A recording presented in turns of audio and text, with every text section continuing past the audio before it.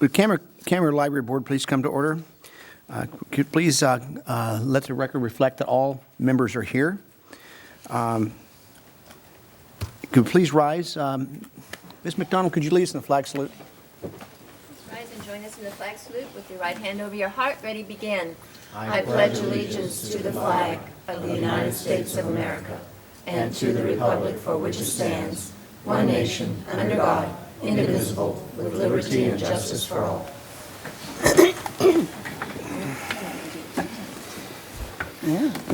Do we have any amendments to the agenda this evening? We have no amendments this evening. Okay. We'll move to public comments. This is a time that we take comments from the audience that aren't on items that aren't on the agenda. Is there anyone here that would like to speak to the commission this evening? Seeing none, we'll move to the next item. That would be minutes. Move the approval. Or consent calendar, I mean. Move the approval.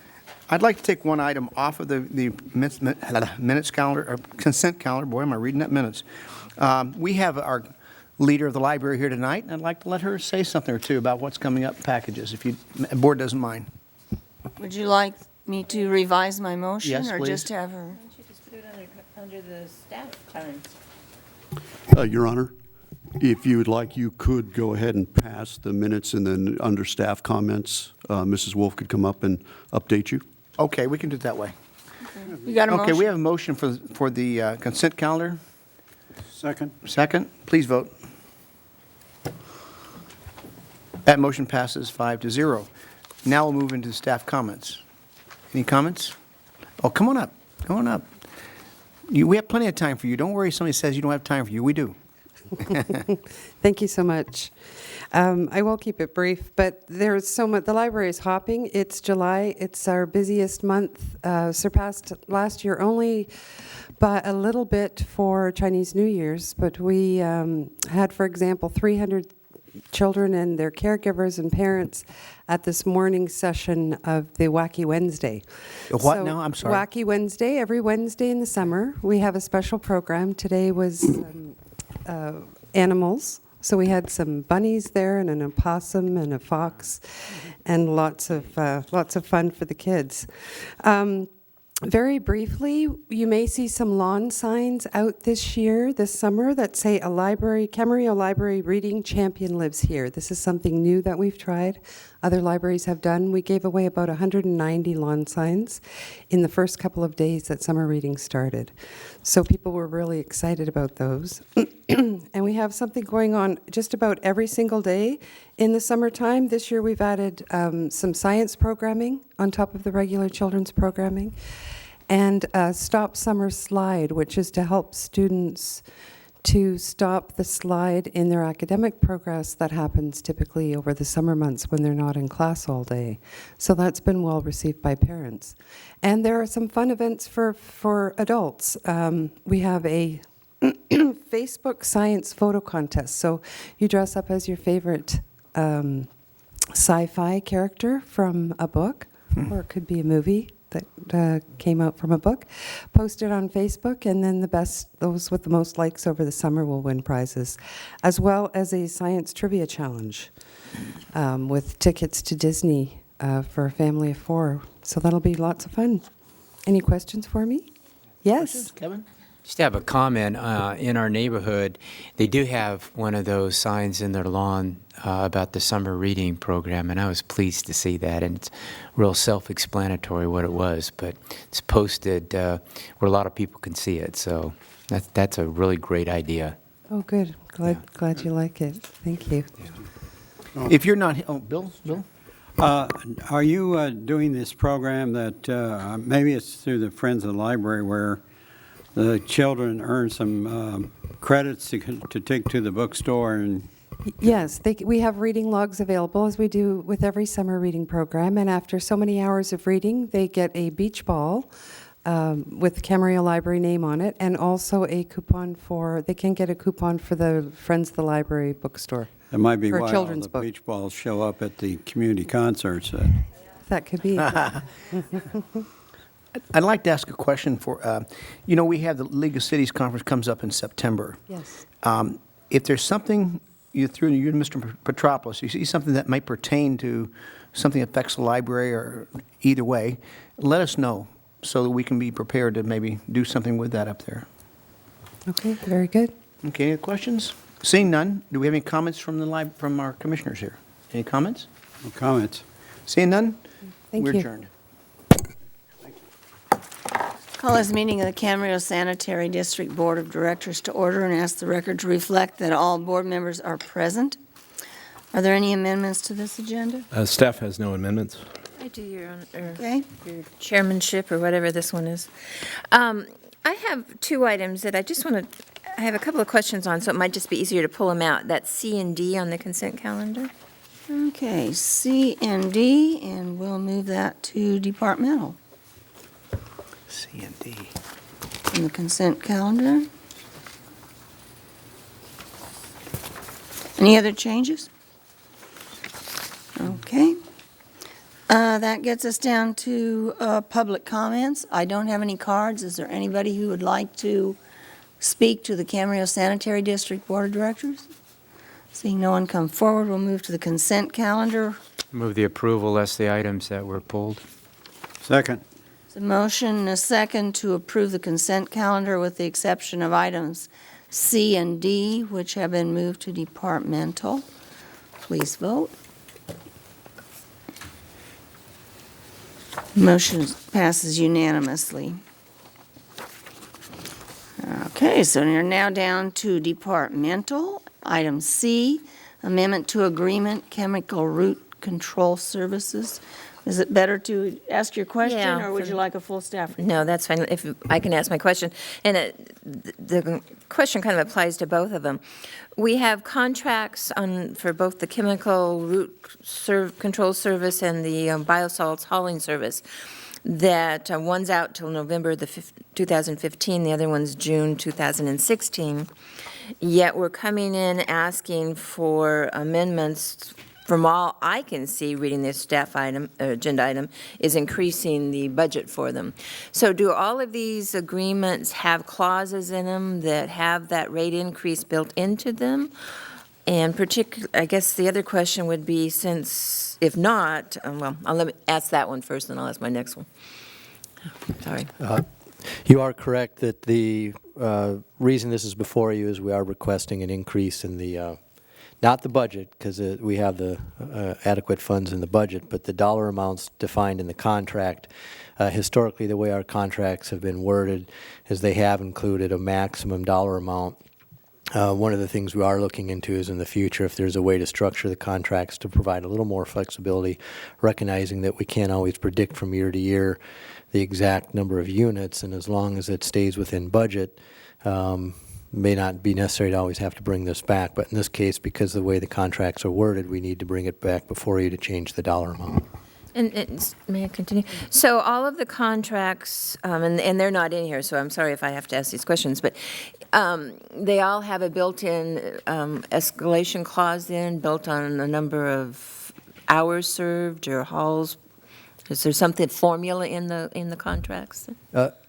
Actually, there's not necessarily an escalator. There's just a maximum dollar amount that the contract is up to on an annual basis. What we are trying to move more towards is trying to identify a unit cost, for example, maybe a ton hauled, for example, with the hauling the biosolids, so that as long as we stay, what we're really trying to achieve with the contract is to lock in a rate per unit and have that guaranteed over the life of the contract. What's difficult to do is predict from year to year how many units we need to move, and as long as we can stay within budget, we'd like to have the flexibility to not have to bring the item before you every time we have a slight adjustment in number of units. However, the way the contracts are currently worded, and we actually do have some contracts worded different ways. A number of them, the ones before you tonight, are worded with a maximum dollar amount. Others are more flexible where it's based on a unit. More recent contracts where we base it on a unit amount that is intended to stay within budget. So in the one case, it's the number of times they've had to go in and clear out the roots, and that was more than expected? Is that Yeah, exactly. So talking about the two different contracts, the reason they're both increasing in quantities is on the root contract. because it's been so dry, the moisture around the seal or the joints on our sewer system, because it, plants are looking for moisture anywhere they can find it. We're finding that the root intrusion has been greater because there's a source of moisture that maybe in the past hasn't been so necessary for the plants to seek out, and so we're getting more root intrusion than historically we would normally get. And it's just a nature of the climate and the drought that we're in. So that's caused the increase there. On the biosolids hauling, this is going to be an increase that we'll see a little more this year, but going forward more than we've seen in the past. And what I mean by that is historically, before we had our tertiary treatment, we didn't produce as much biosolids. Then when we've now converted a number of years ago to tertiary treatment, we've kind of been building up a backlog, if you want to call it, of biosolids that need to be hauled. And that's what we need to catch up on this year. And then we will still have, going forward, not as much as this year, but an increase over maybe historically 5 years and further back that we used to haul. So we're just trying to catch up. So if I can, just to make sure I understand, so the contracts read that for a certain number of hauls for, and we'll use that one, loads for a certain amount of money, and that was not to exceed 90,000. Because we have more trips, it had to increase the cost. Correct. Not because the cost had gone up. That's correct. So it was just the volume that has changed. In both cases, the volume's gone up, not the unit cost. Not the Okay, so that was locked in. So the unit cost isn't changing. It's just a matter that we've increased the amount of service, so to speak. Correct. And somebody else have a question? That was Oh. my question. My question was whether we were talking about an increase in the unit cost or increase in the volumes of services provided. And I think you've answered Okay. that, so thank you. So is there a motion? Move to approve item C on consent. Second. Motion and a second to approve item C, the chemical root control services agreement amendment. Please vote. Motion carries unanimously. Item D. Move the approval. We definitely want to move that. Second. Motion and a Can I make a second. comment, Your Honor? Yes. Have we ever talked to Agrimin about potential of them taking and using our biosolids? Yes, they have. They actually met with staff and visited our plant, and they're contemplating if there's an opportunity there, but the ball's in their court right now. We're waiting for them to. I sent them your way because it may be cheaper for us in the long run. Correct, yes, and maybe something can be worked out. Good. This one goes through June of 2016. so. Okay. Do we have a second on? Second. Okay, motion and a second to approve item D, the biosolids hauling services agreement amendment. Please vote. Motion carries unanimously. Comments from staff? I don't believe we have any comments from staff. Comments from board members? Okay. Meeting's adjourned. Okay, I'd like to call the Camarillo successor agency for July 9th to order and let the record reflect that all the members are present. Amendments to this agenda? Staff has no amendments. Okay. Public comments for the successor agency. Let's move down to the consent calendar then, Move the please. approval. Second. There's a motion and a second. Any further discussion? Hearing none, please vote. That passes unanimously. Okay, that gets down to the departmental resolution approving the refinancing of the Camarillo Community Development Commission bonds with possible issuance, sale, and delivery of a tax allocation refund bond series 2014 Camarillo Corridor Project. Staff report on that. Was that Mr. Campbell? Yes, sir. Thank you, Honorable Mayor, members of the City Council, in your capacity as successor agency to the Camarillo Community Development Commission. You've stated the item before you. I have just a few slides that I'd like to go through, and then I do have Marianne Goodkind, who is the proposed bond counsel on this refunding. She's going to end with some comments towards the end.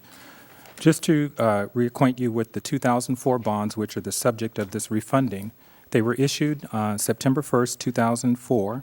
with interest rates ranging from 2.75 to 5.125, and with a maturity date of September 1st, 2036. The bonds do have a current rating from Standard & Poor's of A-, with AMBAC insurance as well. Annual debt service on the bonds is around roughly $1.2 million principal and interest, and the payments are made March and September of every year. We do receive RPTTF funding now under the dissolution process for the former redevelopment agency. We've received those funds in January and July for those March and September payments. And then the outstanding par amount that is the subject of the refunding is approximately $18.1 million. The goal of refunding would be to, number one, take advantage of the current interest rate environment, recognizing that interest rates right now are less than when the bonds were issued about 10 years ago. As a result, we'd also be able to reduce the annual debt service payments, reduce the cash flow issues that are currently present with the existing structure, and then provide additional RPTTF residual. And the residual is described in your agenda report. What would happen with that is that it would then get distributed to all of the affected taxing entities, of which the city is a small recipient as well. If we go through the refunding process, the expectations are that the bonds would continue to retain an A- rating by Standard & Poor's, that we would proceed with a negotiated sale process that would either result in the bonds being refunded either mid-October or December, and we'll talk about that as far as timing just a little bit later. They're proposed to be sold through a negotiated sale process as well, and Marianne will probably elaborate on this, primarily because of the current state of dissolution of redevelopment. You want to take, number one, best practices would say these types of bonds lend themselves more so to negotiated sale rather than competitive sale, but then also adding the additional complexities of now being at a dissolution mode with former redevelopment agencies, a negotiated sale where a financial advisor and a finance team would work more closely to guide the process is the recommended approach. The financing team that we're proposing would be to retain our current financial advisor from CM DeCurnis and Company, bond counsel Marianne Goodkind from Fulbright and Jaworski, disclosure counsel would be a representative from Quint and Timming, and then the fiscal consultant would be the representative from RSG, who has assisted us with this dissolution process currently. The underwriter would go through an RFP process, and what we would seek is participation from firms that specialize in this sort of refunding. There are several firms that have contacted the city because they know the opportunity for refunding is there. They do have the expertise. We would propose to take that through an RFP process should we be granted the permission to move with the refunding and get the best person on board for that. The proposed bonds, which are the 2014, would retain the same maturity schedule, payment structure, and level debt service as the 2014 bonds, and they would have the same 10-year standard call provision. They would be expected to retain the A- rating from Standard & Poor's, and then all of this information is detailed on your agenda, in your agenda report. Based on current market conditions, the total true interest cost of the refunding would be approximately 3.7%. Estimated savings would be $1.9 million when you compare the existing debt service structure over what the proposed structure would be with lower rates. And when you discount that to net present value, that becomes a $1.3 million savings. Translated into percentages, it would be equal a net present value savings of approximately 7%.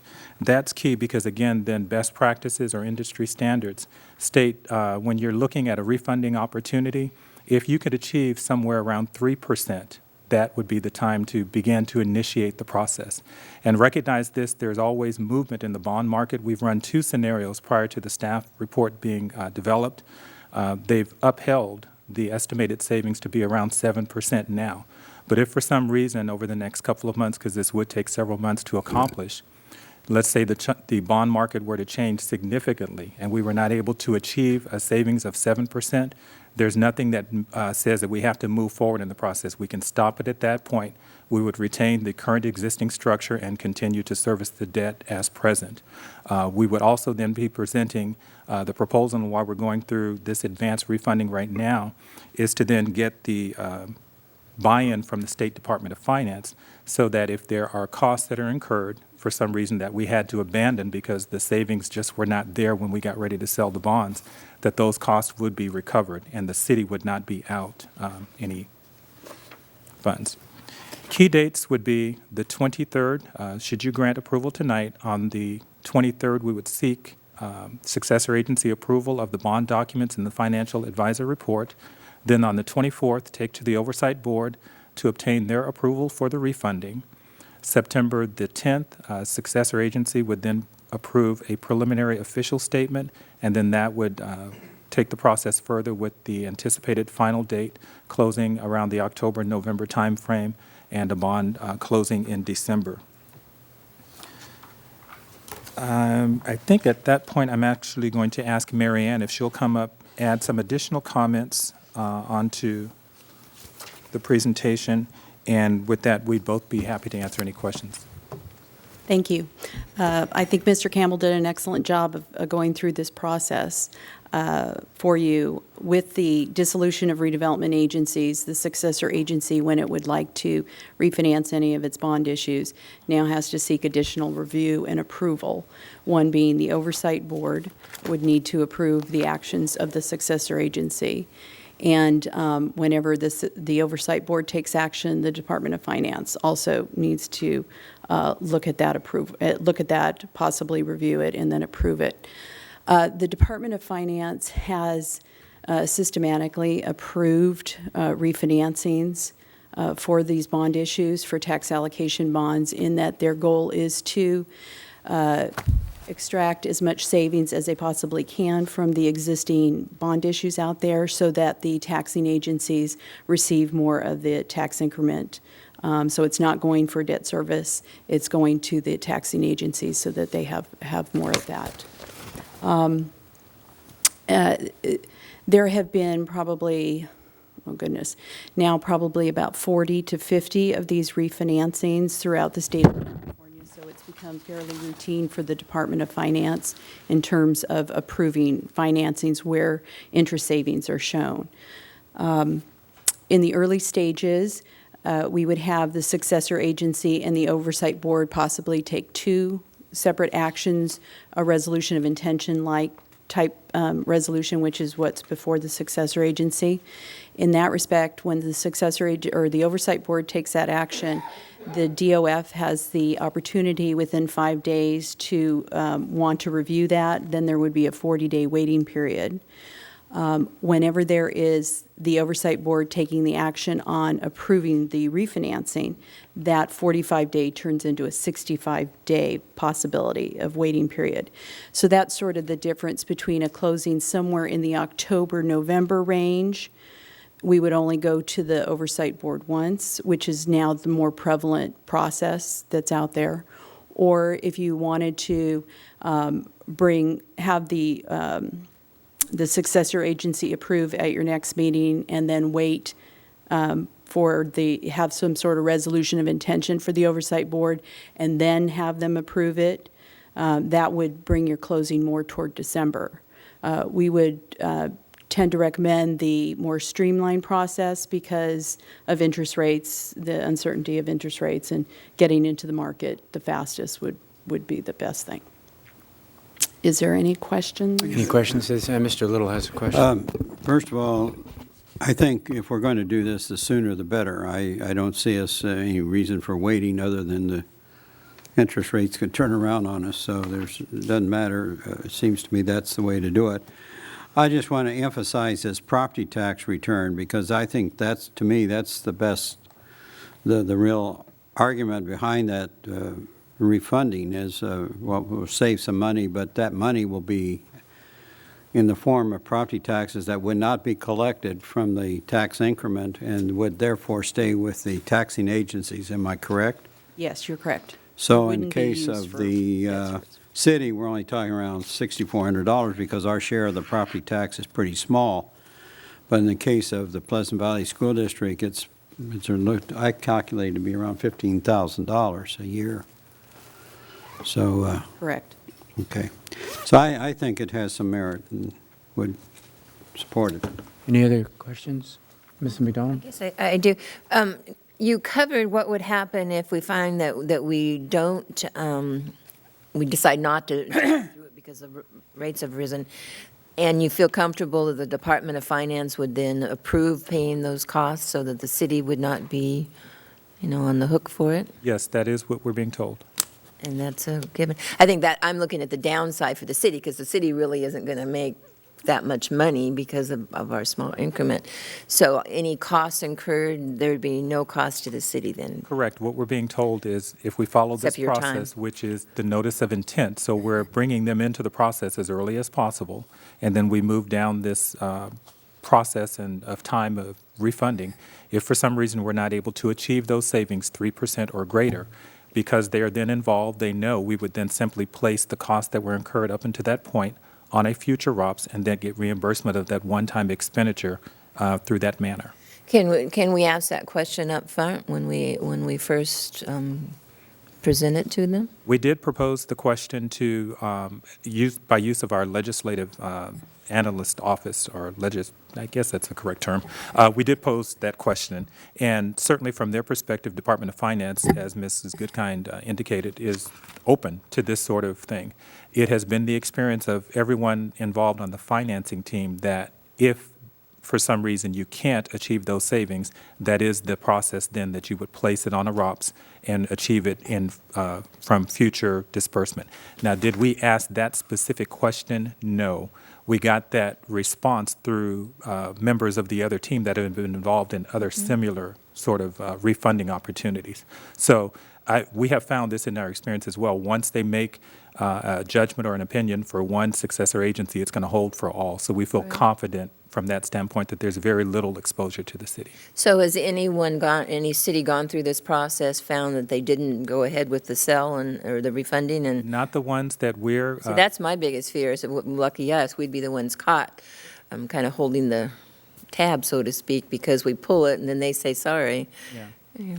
I mean, it's a guessing game, and certainly Mary Ann can elaborate on this. We've run two scenarios prior to the report coming before you tonight. In both scenarios, the rate of return has been far in excess of the 3%. It's been higher than the 7% that's in the report right now. And so the bond market is moving, but there is just the likelihood that it's not going to move that significant that would bring it down south of 3%. 4 months.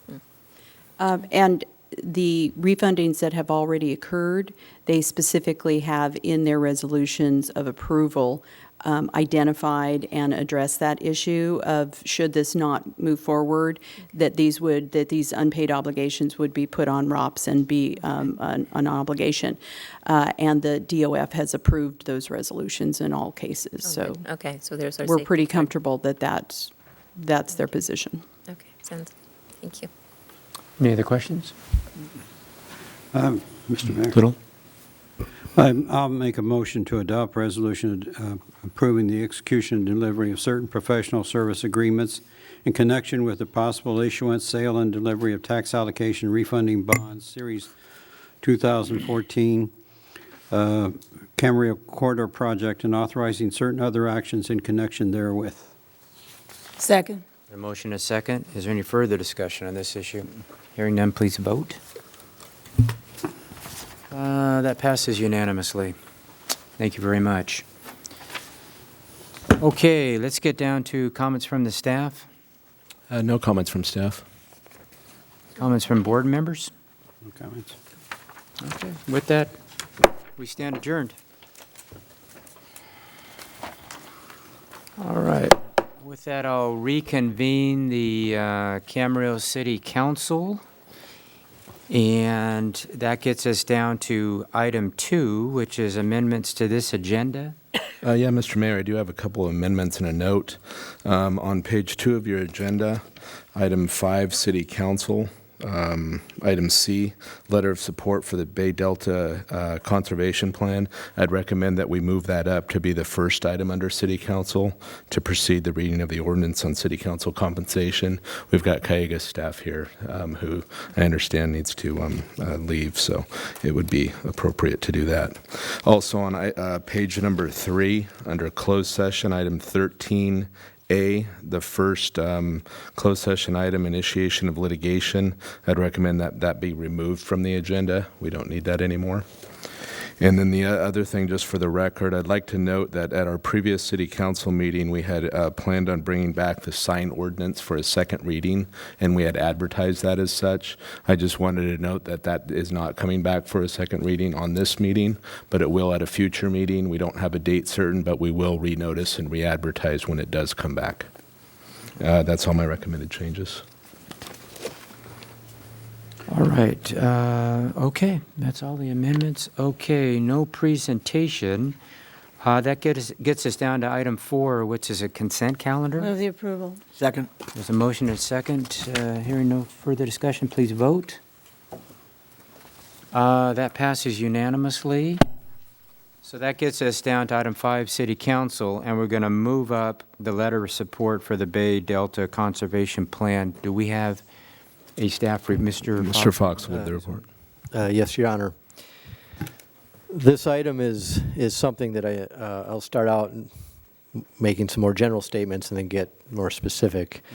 In general, I think we all acknowledge that because Camarillo partially relies on imported water to deliver to our community, that having a reliable, stable, consistent source is important.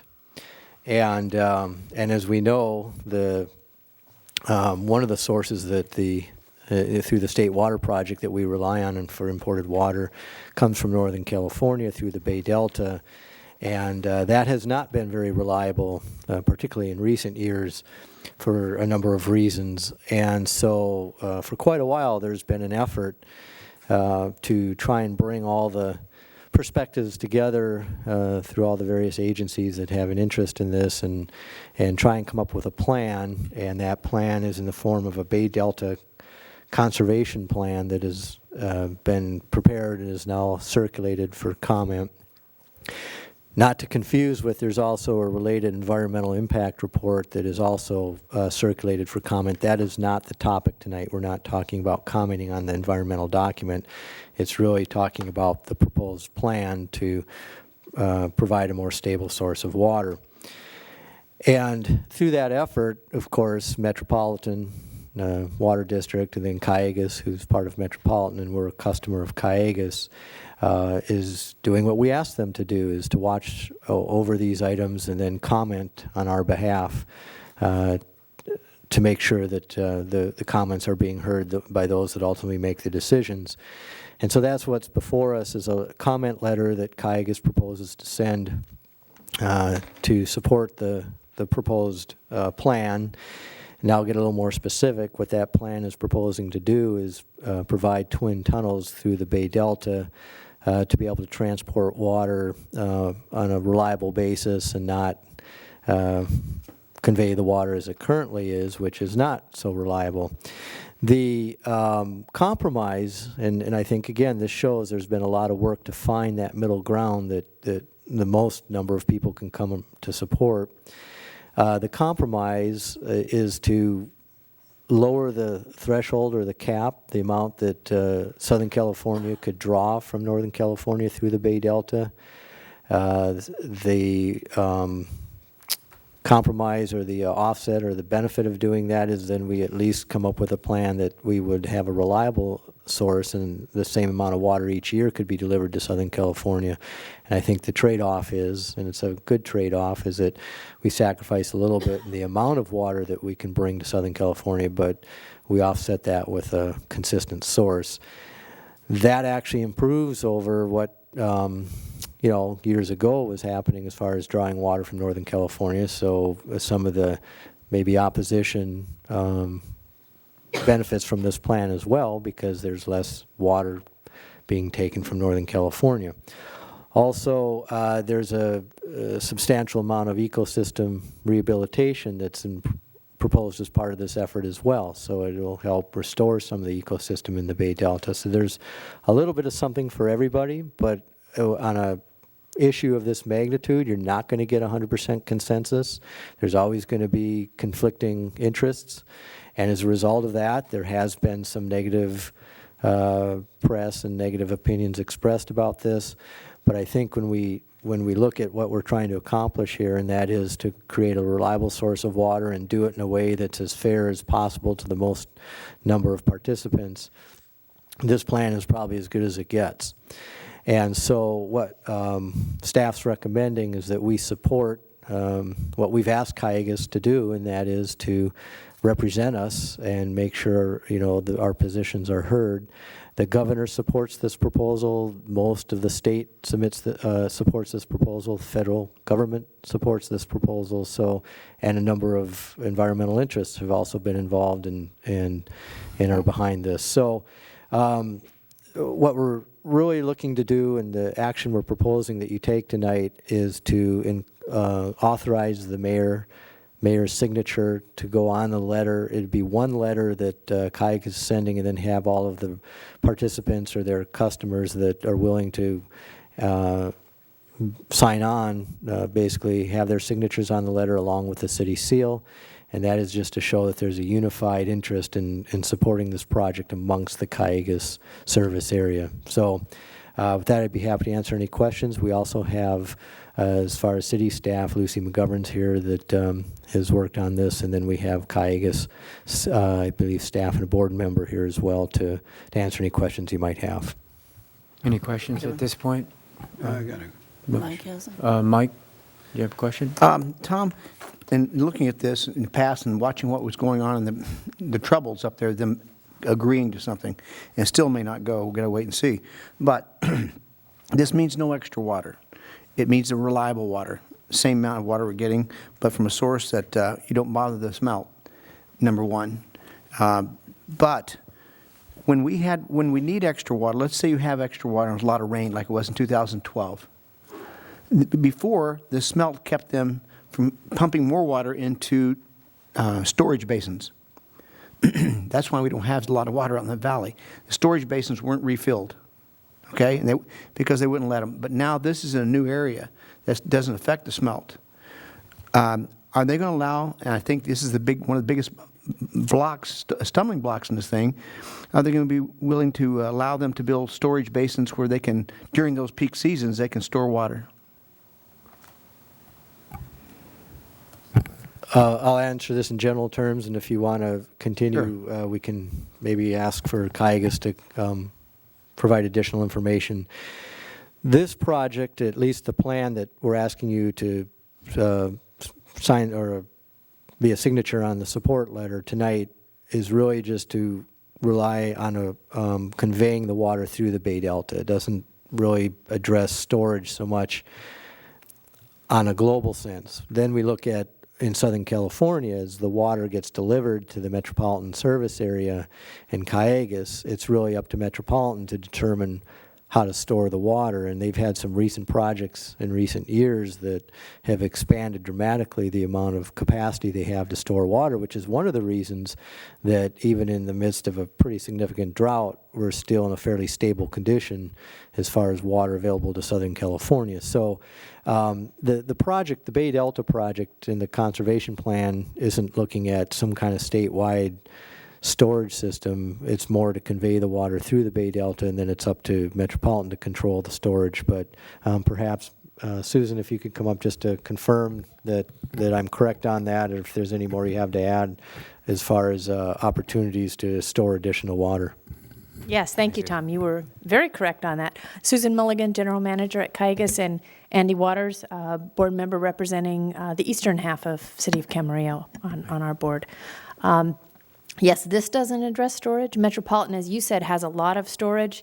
They have some storage that doesn't cost them anything in Lake Mead, and because although we don't physically have access to much Colorado River water, they have both sources, so they can take more state project water when it's available and hold back Colorado River water. They have groundwater storage agreements in the Central Valley that currently we're pulling water from. And then there's some storage in the state water project. That being said, as you probably know, there are moves afoot to look at more storage in the state water project. But there's not much point in putting more water in the state project unless we have the BDCP. Unless we have what? I'm sorry. The tunnels. The what? The tunnels. Okay, thank you. Yeah, Mr. Little had a... Susan, one of the questions that's been bothering me about this whole tunnel. I understand the purpose of the tunnels is to get the water transfer out of the delta area and bring it underground, bring it to the pumping plants, pump it over the mountains at that point. But the water comes north from the northern Sierras, as I understand it, through Oroville Dam and others. And it seems to me that the reliability is only as good as we have rain and snow melt at those points where the water is generated and collected. So we could still have problems down, even if we have the tunnels, if that area has not the water to send to the to the delta and picked up by these tunnels and then shipped to us. We can still have the same. Your Honor, I'm going to take the first crack at answering that. And yes, there's maybe not 100% guaranteed reliability, but the reliability goes way up with this project. And I'll explain. If you look at prior to, I think, the late 2000s, after 2006 sometime, prior to that period, yes, weather is different from year to year, the amount of rain is different from year to year, but there's actually quite a bit of rain in Northern California that goes out to the ocean. Yeah. And it wasn't so much a question of a problem with reliability prior to that. There is usually enough water to transfer to deliver to Southern California, and we usually took pretty close to the maximum amount that that Southern California was allowed to take. It wasn't until in the late 2000s that the Delta smelt issue and the pumping and some of the more the ecosystem related issues surfaced, and that's really what was impairing the reliability. Not so much, again, weather, but but nature, I guess. And the tunnels will at least compensate for that. So yes, there may be some years where it doesn't rain as much, but in general that wasn't a problem in the past. This is a way to get around the more obvious impairment to reliability, and that's the delta smelt and related issues. Bill, could I follow up on that just a little bit? Because when they talk about reliability, every water conference you go to will tell you that within 30 years we're going to have a break in the delta. Everyone's predicted the same thing. It could be tomorrow. But if it breaks, then we could be without water for 3 months to 3 years. It depends how big it is. That's a good point. That's where it's the Absolutely. unreliability is what I'm talking about now. Reliable makes this more reliable because that won't happen. Absolutely, that's a good point. It also protects us against a future potential catastrophic event. Any other questions? Did you want to make any more comments or anything? I didn't know if you want. No, I think Tom explained it very well. Thank you. I think Mrs. McDonald did have one other one before you go. Well, a couple. First of all, I had not heard that the governor was supporting it, so he's come on board and. He's been on board. It's his proposal. He's the one that put it together in the beginning. This idea of the co-equal goals and getting the tunnels and the environmental restoration together came from his office a few years ago. He's still there with. Absolutely, he is. I have a question on, so the letter is going to be written in a way that all the cities sign off on it then? Is that what I heard? All the cities who agree to support, and we're going through the rounds of the cities now. So we won't have our own letter, we're all signing this letter? The proposal is that everybody sign a letter together because it's more powerful. This letter was actually requested by the governor, not this one, but in general. He wants groups to get together in Southern California and really express support for this BDCP and the tunnels and the environmental restoration. So it was our sense that if we in Ventura County got the cities and water districts and some other groups like the Chambers of Commerce together to all sign on to a single letter, it would be more powerful. So that was the idea. If everybody's comfortable with the language, that's the most effective thing that we can do. So in our staff report, it's saying, oh my God, on our staff report, it mentions that we would have our own, but this is the letter we're going to sign off on then. Is what I'm now hearing. That's what we would request, is that Okay. you would sign on to that. All the logos would be at the top for everybody who was signing on, and then we would have signatures of the mayors at the bottom. Okay. Just for clarification, so that that you know that we're certainly staff is supportive of this and supportive of what Cayugas is requesting.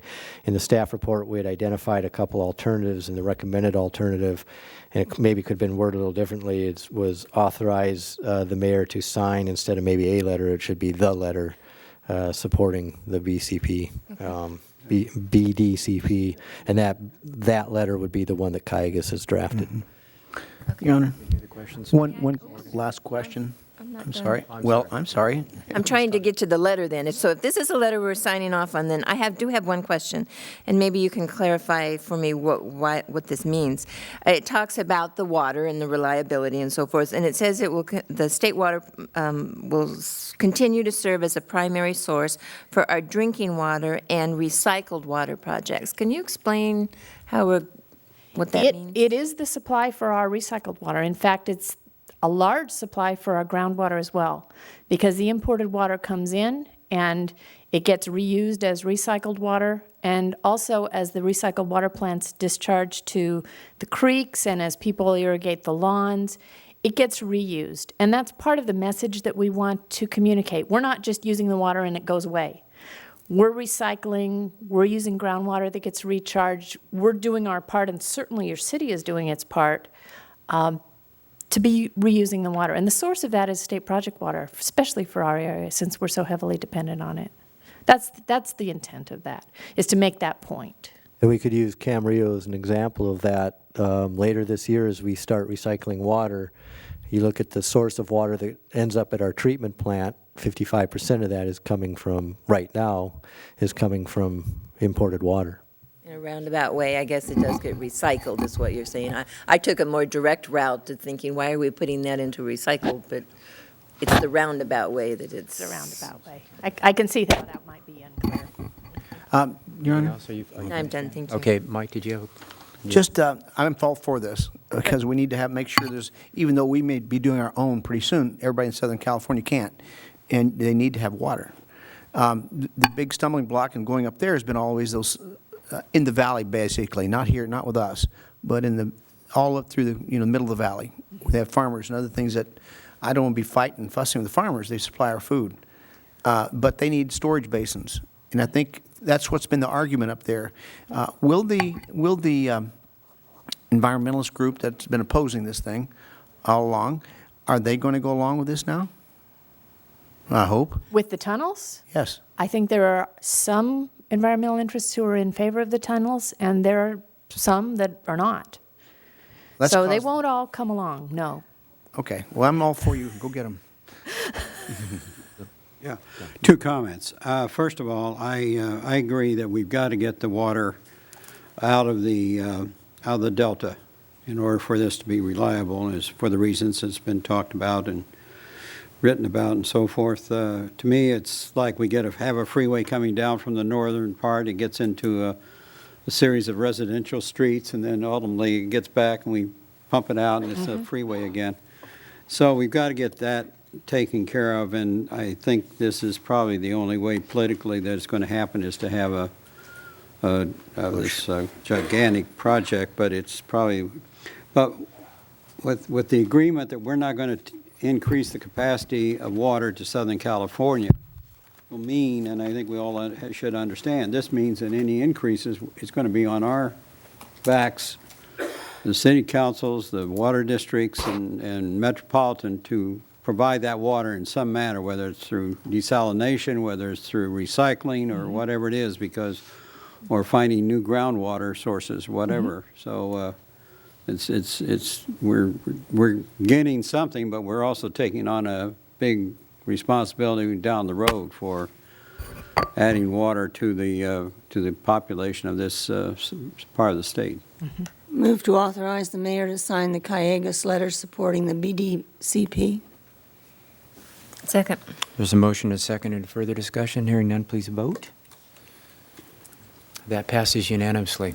Thank you very much. Thank you very much. Thank you for being here. And I might mention, Your Honor, this is on the agenda for VCOG tomorrow night, and I'm assuming since the council approved it, that obviously you can vote in favor of VCOG signing off on that tomorrow night. So I'll see you tomorrow. Thank you. Okay, next, item 5A, it's ordinance 1091, an ordinance of the City Council, the City of Camarillo, amending section 2.08.040 of the Camarillo Municipal Code relating to the compensation of the city council members. Do we have a staff report on I that? can provide a brief staff report. Previously, on June 25th, the City Council considered the first reading of a draft ordinance related to City Council compensation for calendar years 2015 and 2016. Following state law, City Councils are permitted to consider an up to 5% annual compensation adjustment every 2 years in advance of a November general election to be effective after the election. At the June 25th meeting, the City Council directed that staff amend the draft ordinance to provide for a 2% compensation increase for each of 2015 and 2016. The item before you reflects City Council direction, and the second reading is before you for consideration. Any questions or anything at that? Okay, with that, I'll request a reading of the title, please. This is ordinance number 1091, an ordinance of the City Council of the City of Camarillo, amending section 2.08.040 of the Camarillo Municipal Code relating to the compensation of city council members. Move to adopt. Is there a second? I'll second the motion. Any other discussion? Your Honor, go ahead, Bill. Go ahead, Bill. Well, yeah. That- Good, I'll- Okay. Mr. Lee? I voted against this 2 weeks ago, and I'm going to vote against it again. And two reasons. One is that I don't think that the city should have ordinances that increase their compensation automatically in the second year of a, if you're going to increase compensation, have a vote up or down in the year that you're going to, in the year prior to the year you're going to have or not have the increase. So I object to that part of it. I also think we've had 2 years of 5% increases, and that's more than a lot of people have. Mr. Morgan? Your Honor, when I brought this up, when I brought this up about not accepting a 5% increase, I think it was wrong. What I really meant to say was I'd rather vote on this as we go along and not make it automatic increases. Thinking about what went on that night, I'm thinking, wait a minute, that's what I meant to do. So we can look at ourselves as we go along and not be automatic. I know 2% was what we predicted as maybe what salary the employees were going to get in the average. But I think maybe I can't vote on it the way it is now because I want to wait and let's see how we do each time. Let us vote on our raises. Could I ask the attorney a question? Sure. I don't believe we can vote on it next year and for a raise for next year. Is that correct? Yeah, it's my understanding that the way the code works is that you vote on it during the election year to apply it to the next 2 years rather than individual years. It's based on the election year cycle. Yes. All right, any other? Well, I was wondering if Mr. Morgan still felt that way or wanted to delete the second one and just have it two. When can we start voting on it year by year? That's the point. Yeah, under the government code, you vote in it on an election year, and it applies for a 2-year period. So your choices are either you don't have any increase for 2015 or 2016, and then you revisit this at a future date, but you're going to have the same issue then that you have now with regards to voting 1 year versus 2 years. Okay. Well, in that case, I think that the 2% reflects what we're giving our staff basically on the average. And I don't think we should get paid any more than getting any increase in our salaries any more than our normal staff. And so if we can't do that until 2017, apparently, for that different budget season, I think 2%. And what does that equate to? How many, 60 bucks or something? It's $27 a month. $27 a month. That's nothing, okay, from what we do and our increasing responsibilities that we've had over the years. And it gets to be even heavier all the time because we've got a lot of different things we're working on. The desal plant, a lot of other things. I might add, too, that $27 is before taxes, too. Right. So we're not getting that, folks. We're getting $27 a month more. And for 2 years at 2%, I think that's fair. So I can go along with it. I'll second the motion. Oh, you've already seconded, Kevin. Is there any other discussion on this? Okay, hearing none, please vote. Okay, that passes 3-2 with Mrs. McDonald and Mr. Little voting no. I have Okay. a question. Yeah, question. The people who voted no, are you going to accept the raise? I actually thought about that, and I decided that it would cost more for payroll to have to calculate them all different than it would to be not to do You're it. going so- to accept the raise, okay. Well, I guess. Good. If it were a lot of money, I wouldn't, but it would cost more than $20 a month to have them do it differently, so. But if it's a big deal, I'll gladly say no. Don't matter, I was just curious. I give my money to other causes. That's a good way of doing it. Okay. All right, any other? Okay, so we're on item B, which is a League of California Cities voting delegate. Is I everyone nominate the mayor. Second. quick? Don, you're in there, Kevin. Do we need to vote? Do we need to vote on this? Okay, let's vote, please. That passes unanimously. Kevin, that's All the right, one we're job of- unanimous. What do you know, huh? You got That's the so one job excited of you mayor didn't that know. no one likes to do. For the alternate, I nominate the vice mayor. Second. Done. Okay, motion and second, please vote. That passes unanimously. For the public's benefit, that means you have to stay there a lot longer time They when don't do everybody's that leaving anymore. They do it at lunch and everything. and sit there and go through this without all the cities in California on all the different, what do you call it? Yeah, maybe there won't be Proposals and things to, anyway, it's a pain.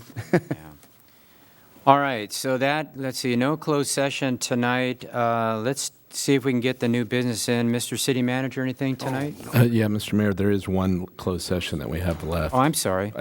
Yeah, we amended to eliminate one of them, but not the other. Getting rid of the first. Oh, I wrote the wrong one. Okay, so with that, do we want to announce, Counselor, Yes. the closed session item? Yes, my understanding is that there should be sufficient time to get to the closed session in the 6 to 7:30 time slot. So this would be a conference with legal counsel, anticipated litigation, significant exposure to litigation pursuant to Government Code Section 54956.9D2. Number of cases is 1. Okay. So with that, do we have time to do the new business? We've got about 5 minutes. Do we have a full? I don't know. Maybe we better. Mr. Fox has a brief report for us on FEMA flood maps that you might hear about. So. Oh, yes. Okay, do you want to start with that anyhow? Let's at least get that done. Sure. And we have some good news. We've been laboring for a number of years to try and remove people from the flood zone. As you recall, a number of years ago, we had FEMA publish new maps, and we went from 35 properties to over 8,000 properties that were being impacted by that effort. And in some cases, it was because FEMA's analysis was not very detailed and maybe overstated the problem. We've been working with them over the years and had already achieved some successes and had reduced the number of people impacted.